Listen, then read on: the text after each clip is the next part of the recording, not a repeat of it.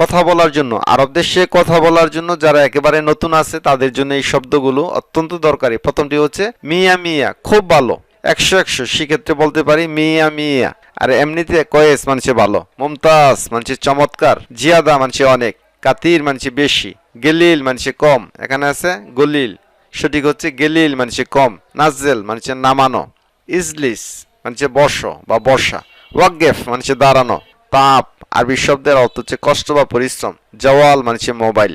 বেদ মানছে বাড়ি, গোরফা মানছে গড়, সাবুন মানছে সাবান, মাসনা মানছে ফ্যাক্টরি বা কারখানা, কিদা কিদা মানছে এলোমেলো, এমসিক মানছে দরা, এমসি মানছে চলো বা চলা, সুরা মানছে দ্রুত, বিশেষ করে মিরওয়াহা মানছে ফ্যান বা পাখা, মীরা মানছে আয়না, আইন মানছে চোখ, বাদিন মানছে পরে, আলহিন মানছে এখন, ইনাব মানছে আঙ্গুর, তুফা মানছে আপেল, আনানাস মানছে আনারস, পর্তুগাল মানছে মালটা, কামিজ মানছে জামা বা শার্ট, নদীফ মানছে পরিষ্কার,